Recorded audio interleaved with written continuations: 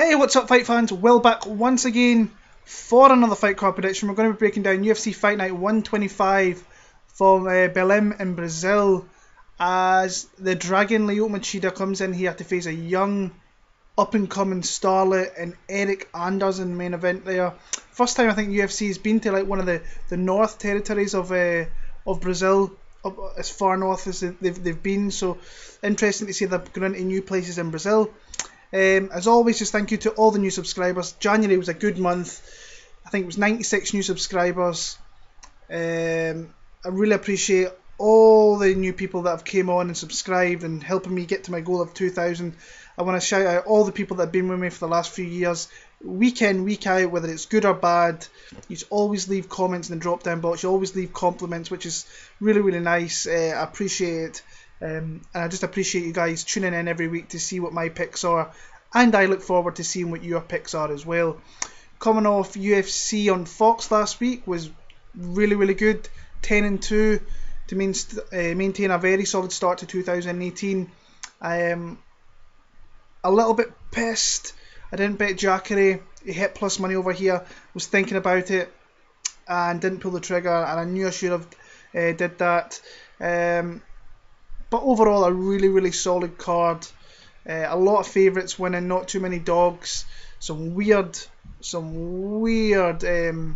cards by the judges, like 30-27s in fights, which was really crazy. That quiche one was local. It was a crazy, crazy card.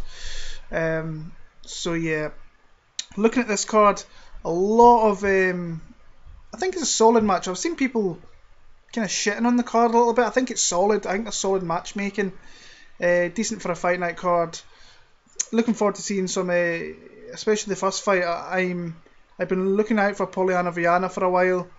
Looking forward to seeing Damir Hadzovic again. Vera looks like he's progressing. Valentina Shevchenko makes a drop down to 125.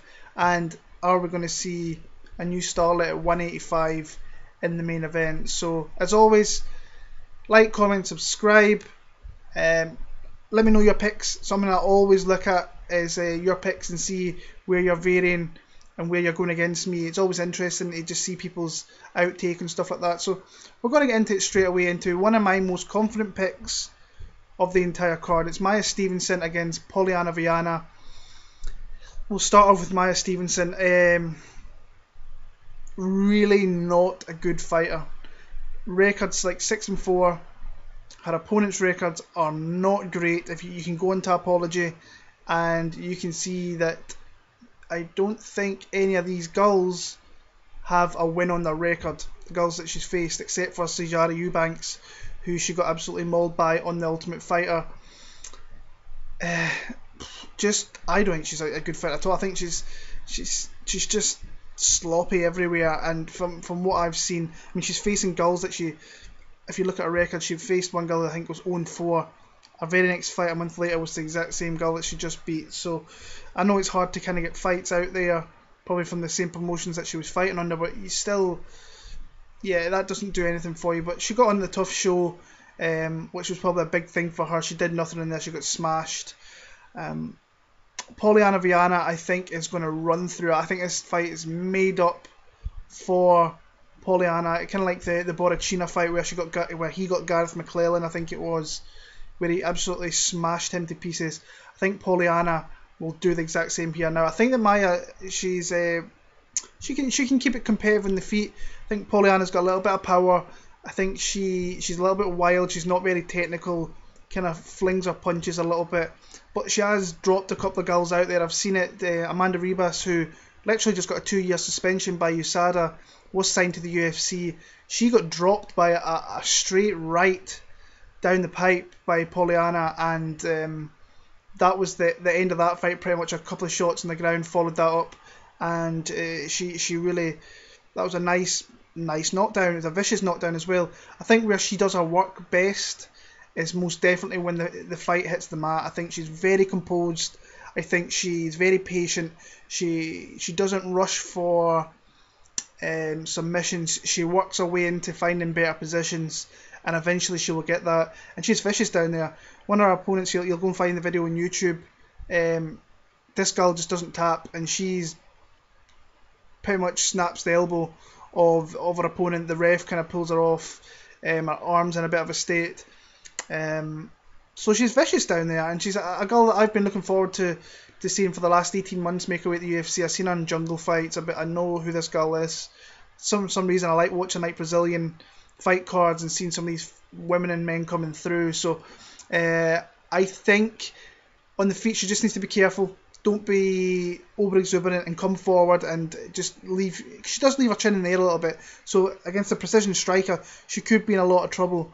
I just don't think that Maia Stevenson is all that good. I think this fight's made up for Poliana Viana to get her UFC win in her debut. I think she's from Para in Brazil, so she's going to have a lot of fans in the crowd. I like Poliana Viana to get this fight up against the cage, get a takedown, and from there I think she works on ground and pound, works on submissions, and she'll find something. I'm going to go submission in round number 2 for Poliana Viana. No odds out, but if the odds are decent, I will bet Poliana Viana. I have no doubt about it, and I know it's a UFC debutant, but I think the opposition she's against, from what I've seen, I think this all makes for what could be a Viana bet, but it's all line dependent, and there's nothing out yet. So Poliana via sub round 2.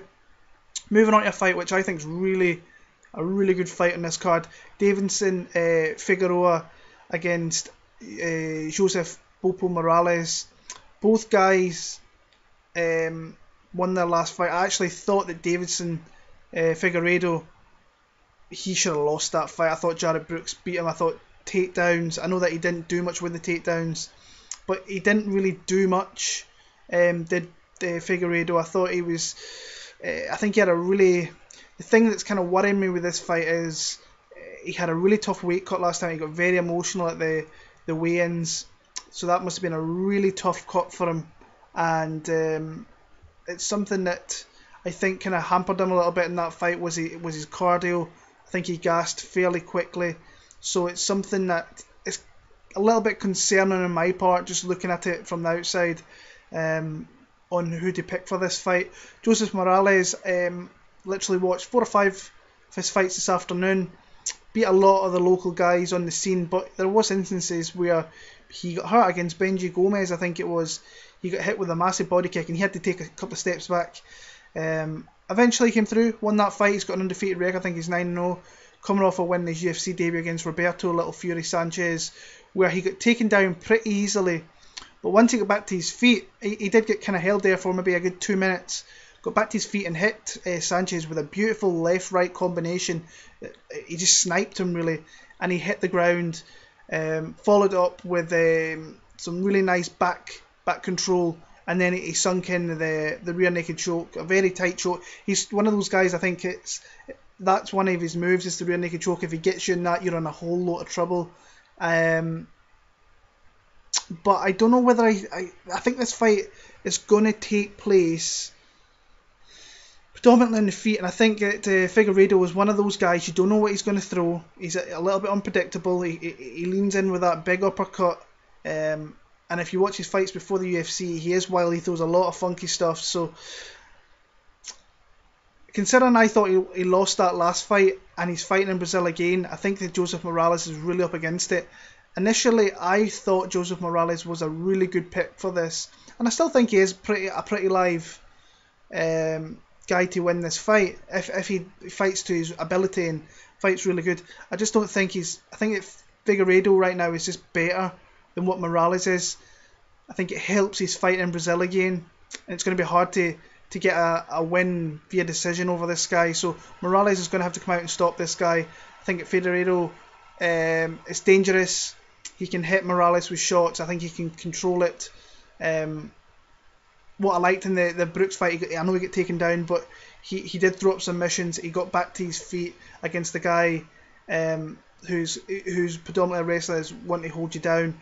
Morales is not one of those type of guys. He will look for submissions and so on. So I think he will find his way back to his feet. I'm going to go Davidson Figueiredo via unanimous decision here. But I think that Morales can make it close, and I do think he's a live dog, depending on what the odds are. I just think that Figueiredo is the guy I'm going to go with in this one here. Moving on, Yuri Alcantara against Joe Soto. This is one I'm struggling with, I'll be honest with you. Both guys especially Yuri Alcantara. I think that Yuri is definitely on the downturn of his career. He's been around the sport a long time. I think he's quite old. Without going and looking into his profile, or whatever, what age he is, he seems to me like he's deteriorating slowly but surely. In that fight with Sanders, he was taking a lot of punishment and then managed to find a submission, which was awesome. In his fight with Brian Kelleher, got submitted very, very quickly, which really surprised me. Put himself in a bad position, and Kelleher just took advantage of him and submitted him. And then against Alejandro Perez does what he normally does, and that's weasel decisions. And he went out there. I just don't think he fought that well. He just seems to me like his head's not in it as much anymore. But I do think he's got an opponent here in Joe Soto who is beatable, especially being in Brazil as well. If the fight's close, you have to think that he might get the edge in it. Joe Soto's coming off a 30-second loss via cast slicer to Brett Johns back in December. So both these guys fought in mid to late December. But Brett Johns caught him with a beautiful submission. So it didn't last any longer than 30 seconds. And that was a surprise to a lot of people for the simple fact that Joe Soto is predominantly better than a lot of guys on the ground. He is very, very good down there. But he's overall just a solid pro. A really solid pro. He's a guy I actually quite like watching fight. Way back in his Bellator days and into his UFC. I think that he has tailed off a little bit, so this is a good fight to make at this kind of juncture here. It's just interesting to see where the fight is going to take place, because I think Soto, on the ground these guys can kind of neutralise themselves a little bit, but I think that nowadays Alcantara gives up position a lot more, and he can be controlled a little bit, and he can be submitted like we see in the Kelleher fight. And if you've got someone who's dangerous on the ground like Joe Soto, that's something you have to keep an eye on here. Initially, my pick was going to be Joe Soto, and I was going to change it, but I think I'm going to stick with my initial gut feeling, and not that I'm confident in it in the slightest. I'm going to go Joe Soto via decision, but honestly, I might be kind of clutching at straws a little bit there. I just don't like what I'm seeing out of Iuri recently, and I think that Joe Soto is tough. As long as he doesn't kind of rush forward, get hit with a shot, doesn't get put in a bad position on the ground, I think he can have some advantageous positions against Iuri and win a decision. But that's tough going down to Brazil and doing that. But we have seen the last few Brazil cards, people are going down there a lot more now, and they are getting decisions over Brazilian fighters. But I'm going to go Joe Soto. It's going to be one of my least confident picks of the entire card, and I'm going to pick him via decision, probably a split. Pretty controversial, I think, because down in Brazil you don't really see that often, but I'm hoping he does it, but not confident. Moving on, bantamweight division, staying in that division. Douglas Silva de Andrade against Marlon Chito Vera. We'll start off with Douglas Silva de Andrade. I've never been overly an admirer of this guy in his UFC venture. I think he's got an extremely padded record, and I just don't think he's overall a really well-rounded fighter. I think he's got a decent kicking game, especially with his low kicks. Showed that early on in his UFC career against Cody Gibson, which is a fight I think he could have. That was never a unanimous decision, I don't think. Beat Henry Briones, and then lost via submission at UFC 213 to Rob Font, who's shown that he's a top 15 guy. So that was a clear step up to his previous two fights beforehand. Like I said, I just don't think he's overall a solid fighter. He throws a lot of kind of feints to try and throw the big uppercut, especially against a wrestler like Cody Gibson. He threw that shot a lot where Cody was kind of feinting to the left and he was trying to throw the big right uppercut. Didn't really land it all that much, and really looks kind of limited on the feet except for his kicking game. I do like his kicking game. I think he's got a very hard low kick, which is something you have to be careful with, and if he throws that, I hope he can follow up with a right cross or something. Marlon Chito Vera is a guy that I think over the next 24 months could be a very solid fight. I thought his fight with John Lineker was decent. It's hard to go in there and really try and get after John Lineker because he has so much power and is willing to stand there and just trade shots with you, and he will usually come out on top in those type of situations. Love the fact that he's went to Timo Yama. a lot of fighters have started to make their way over there, and they're a really solid gym over there in California. And I just think he's a solid pro. I think he's getting better at every fight. I don't think he's going to be ever be great, but I think in this type of matchup here, I think he can control the range. I think he can get off first. Like the fact that he uses teep kicks, so he uses like a lot of range finders, tries to throw a long jab. He couldn't really do that too much against John Lineker because Lineker likes to just stand there and just windmill punches. So, and he is dangerous on the ground as well. We've seen that the Brian Kelleher fight, that if you give this guy an opportunity, he will take an arm. It's the same with the Brad Pickett fight. He was probably down a couple of rounds there, came in with a big head kick in round 3. So the kid is making improvements, in my opinion. If you're finishing guys and showing me improvements, which he has done, I think, across all aspects of his game, then I like what I'm seeing out of Cachoeira being over there at Team Oyama. Lineker was just a tough matchup. That's what it's probably a step up too soon for him. But I like him in this fight here. I like him to establish his range. Like I said, use those teep kicks. I think that Andrade just doesn't throw enough volume. He doesn't throw enough volume to maybe hurt Chito Vera. Like I said, I don't think Vera's overly that good, but I like what I'm seeing out of his progression of his game. I'm going to go with Marlon Vera. I think the line in this one, I think, will be fairly close. So I don't think a bet in Vera will be all that bad. I'm going to pick him via decision. But I think that he could have opportunities to finish this fight, but I feel more confident picking this fight to go to a decision one here. Lightweight division, Alan Patrick against Damir, the Bosnian bomber. Hadzovic. I absolutely hated watching fights of Alan Patrick. I just don't think I think he just wants to lay in guys and just blanket them, kind of like the Stevie Ray fight.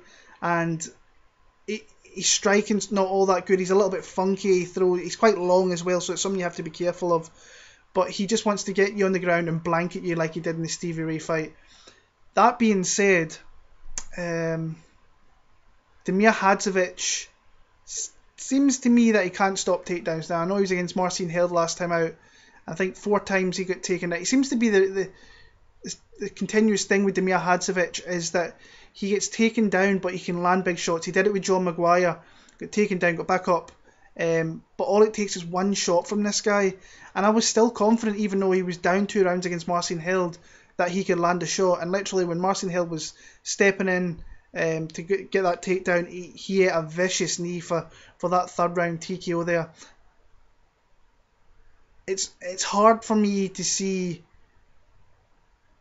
Damir doing that here. I think he can, because Damir finds his way back to his feet. I've been watching some videos on Instagram of him, and his striking looks very solid, very fast, very clean, very crisp, and very, very powerful.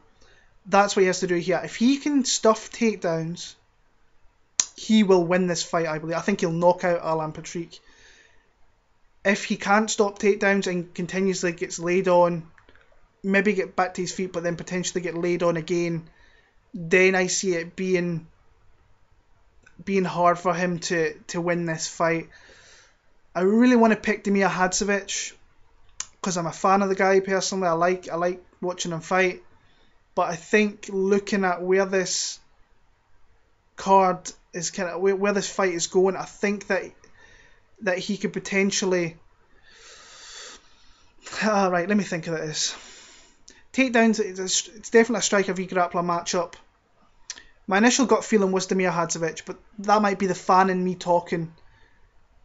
And when I watch the fights of both guys, Damir does get taken down. And Alan Patrick does take guys down, and he does lay on them. Can Damir get back to his feet? I think he can. Can he land that big shot? That's where I'm a little bit iffy with. Because it's hard to land those big shots like the Held fight. That doesn't happen all the time. Should I go with Damir Hadzovic or Alan Patrick? I think I'm going to go Alan Patrick. I think that he's going to get takedowns. He's going to win rounds through that. Don't like that I'm picking this guy. Feel that I maybe should be picking Damir, but I think the smart pick is Alan Patrick because I don't think Damir can stop takedowns. So Alan Patrick via probably a 29-28 decision. welterweight division, we have Sergio Moraes against Tim Means. I've been going back and forth in this, and initially I was going to pick Sergio Moraes, but I think Tim Means is going to get back in the win column here, but I'm not confident whatsoever. I don't know whether Tim is kind of falling back a little bit. I do think Belal Muhammad is a really solid fighter, but that just wasn't the Tim Means we're used to seeing. I don't know whether he's carrying injuries, whether he's got other things going on in his life.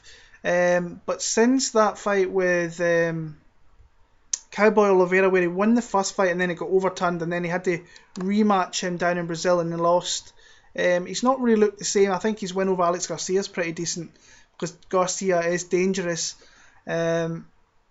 I picked him to beat Belal Muhammad. I thought it was a close fight, but I did think that Belal was the classier striker, the more accurate striker, and just put Tim on the back foot, and he couldn't get those devastating elbows, get you against the cage, to work on those elbows and knees and very vicious strikes. Sergio Moraes in his last fight fought and got knocked out by Kamaru Usman. Started off okay, landed some shots on Kamaru, and then Kamaru just caught him with a big shot. It happens. We all know that he's a very dangerous ground fighter. I think this is going to be close. I don't think there's going to be a whole lot between it. But I actually think Tim Means could get a finish here. And I've changed my pick from Moraes to Tim Means. I don't know why. Just when I was watching Tim Means this afternoon, I thought I'll give him another opportunity here to see if it's the old dirty bird. Can't say I'm overly confident, but I'm going to go Tim Means via TKO, maybe early round number 3. If not, this could be a squirrely decision. And yeah, it's a hard fight for me to pick that. Like I said, one of the things I said for this year was I wanted to go with my gut feeling a lot more. But I'm going to go against it here, and I'm going to go for Tim Means to win this fight here via TKO round number 3. Can't say I'm confident though. So moving on to the main card, starting off in the middleweight division with Thiago Maheta Santos against Anthony Smith. Thiago Santos, I think, is going to be one of my most confident picks in this card. I think a lot of people are going to be betting this guy. Anthony Smith is a slow starter, and Thiago Alves is just a cannon ready to go off. The guy's got some serious kicks, some serious power.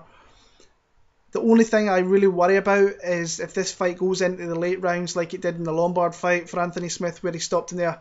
This is a different beast. 2017 Anthony Lombard to Thiago Santos.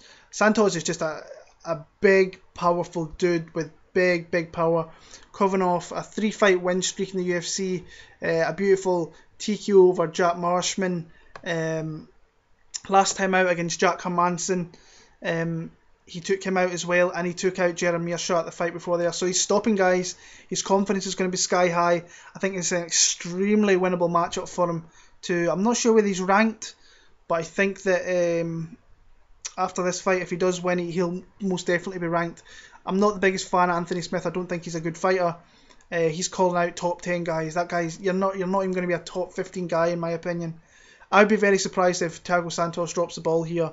So I'm going to go Thiago Santos. I think he's going to throw some of those feints where he's throwing the leg out and twitching the leg, and I think that Smith's going to react to it, and he's going to get hit with a big body kick, or he's going to get hit with a big head kick. Thiago Santos is going to follow up with some heavy, vicious ground and pound, and he's going to finish him in the first round there. So Thiago Santos via round 1 TKO is one of my most confident picks on the card. So yeah. Moving on to the heavyweight division. This is another one that's kind of intriguing me a little bit. Timothy Johnson against Marcelo Golm. We'll talk about Marcelo Golm. Never been out in the first round. He's fought a lot of pretty bad Brazilian heavyweights, and then he fought a really bad heavyweight in his UFC debut in Christian Colombo. What I did like from Marcelo Golm in that fight is really good hand speed, really good combinations, showing that he can control in the back. Once he gets you hurt, don't go in there and flurry shots. Take your time, be patient. Got the back and then got the submission victory there. So, but there's still a lot of things I think he has to improve on. I think this is a clear step up or two from Christian Colombo against Timothy Johnson, who I think is a really tough guy to go against. Big dude. Like when I met him in Belfast, he was huge. He's so wide, so he'll probably be close to like 280 by fight time. He cuts like 20 pounds, 15-20 pounds a weight to make the heavyweight limit. So big dude. The thing is here, if Marcelo Golm can't get this guy out, I think he's the bigger guy here actually, Marcelo Golm. If I remember looking at the stats and attributes of this guy, and the reach and the height department. I could be a little bit wrong there, but I remember that surprised me a little bit when I looked at it. The one thing here is if he can't get him out in the first round, can he go in rounds 2 and 3? Can he keep Timothy Johnson off? And Timothy Johnson can go 15 minutes and be sloppy and control you against the fence, get takedowns and lay on you. He can do that. This is where I'm worried that I wanted to pick Marcelo Golm, but I think Timothy Johnson's just going to grind him, and I think this is something that Marcelo Golm's never had before. I just think this is a clear step up for Marcelo Golm. I would like Marcelo Golm to win. I think he could be exciting, a bit of new blood in the division. We need new blood, and I think he's a more exciting fight than what Timothy Johnson will ever be.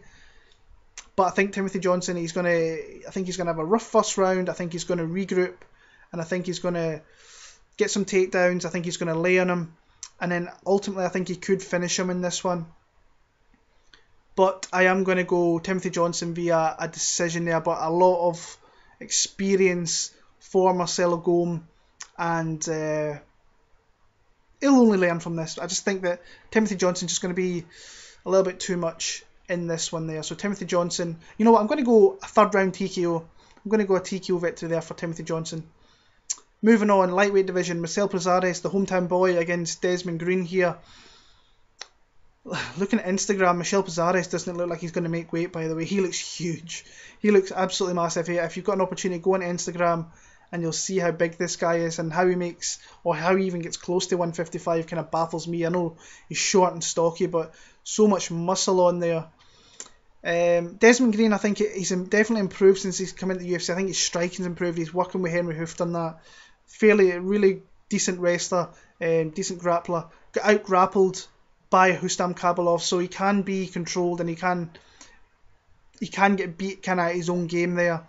Michel Prazares, like I said, is just, I think he's on a 5-fight win streak now. I know his opponents aren't great, and there's not really a recognised name kind of in that 5, probably except for Josh Burtman or Gilbert Burns, but Valmir Lazaro, which is probably a fight he probably should have lost, JC Cottrell, Gilbert Burns, Josh Burtman, Mads Burnell, so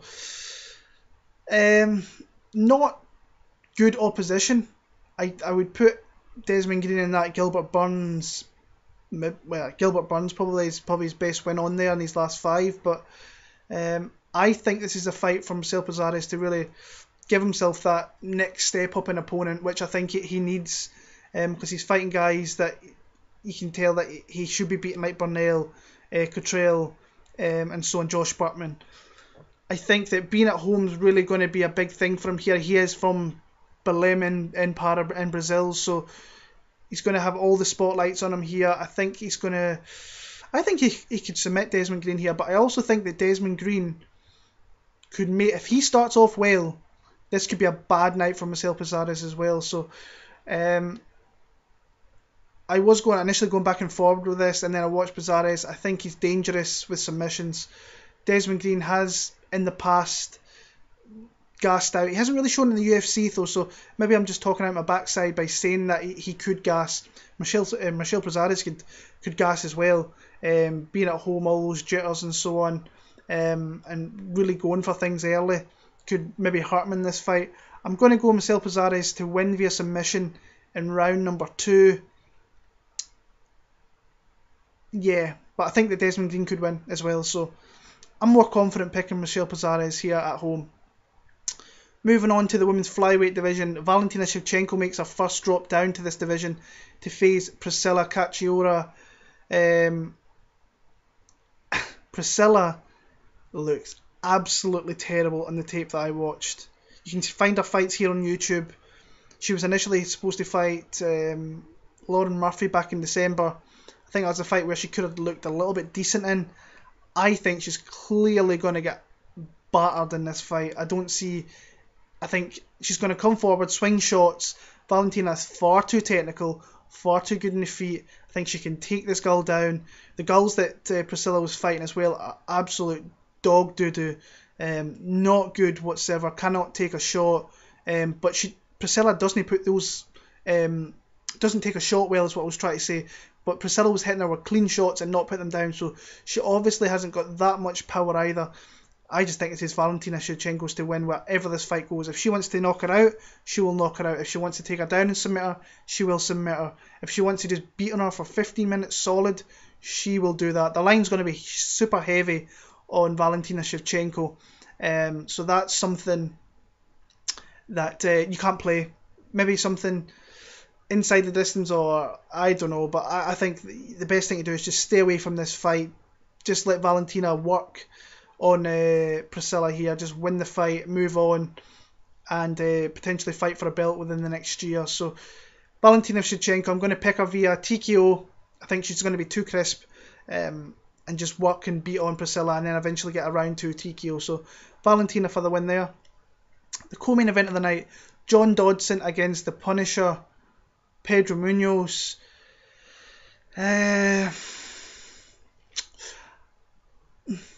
I've been struggling with this fight a little bit because I think that John Dodson has lost kind of all his motivation and he doesn't really know where he's going. I think his losses to DJ was rough.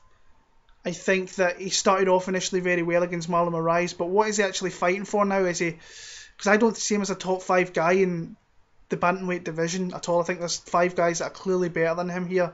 Vera, I think Garbrandt, Dillashaw, Cruz... and there's other people around there. He's maybe in between 8 and 5, so he is in around there, but I just think that this guy's a lot better than that division, and I don't see him getting a title shot anytime soon. In that fight with Marlon Moraes, starting off very well, I think he dropped him. I scored that for Marlon Moraes. Initially, when I looked at it, I thought, right, that's definitely John Dodson's fight. And then I realised, no, that was Marlon Moraes' fight. He won 2 and 3 in my opinion. It was close. If John Dodson got that decision, I don't think I'd be salty about it. I think I picked John Dodson actually. But I thought the right guy won in Marlon Moraes. Very fast hands, very powerful little guy that can kind of spring out of nowhere. But recently, the guy's just not throwing shots. He's not throwing enough volume. I thought he could have got Eddie Wineland out of there. Didn't do that. So he is open for being hit with shots. Pedro Munhoz is a fighter that I think a lot of people sleep on.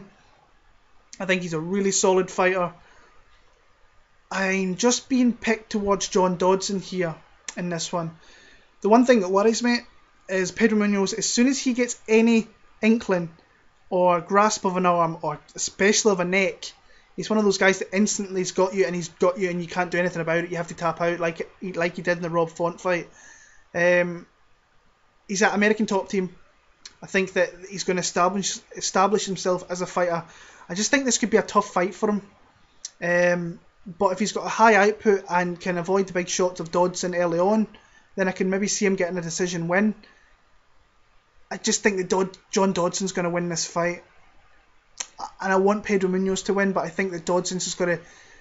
I think he can maybe hurt Munhoz early, but then just not throw in those rounds, or throw not enough, but enough in the judge's eyes to win a decision. But I must admit, I'm not overly confident in John Dodson. I don't know what the odds are going to be for this one. I think it could be close to a pick'em. I think John Dodson's just going to edge a decision win there, though. So John Dodson via a split decision, maybe a UD down in Brazil. And the main event of the night, Lyoto Machida against Eryk Anders.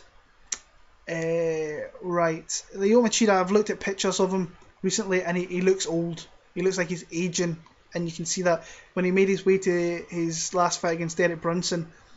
There's a picture I saw earlier on this afternoon, and he just looks a lot older. You can tell that the sport and the heart of the sport is really catching up with him. The USADA break was probably not beneficial for him, but deserved because he did take something there. Pick's going to be Eryk Anders.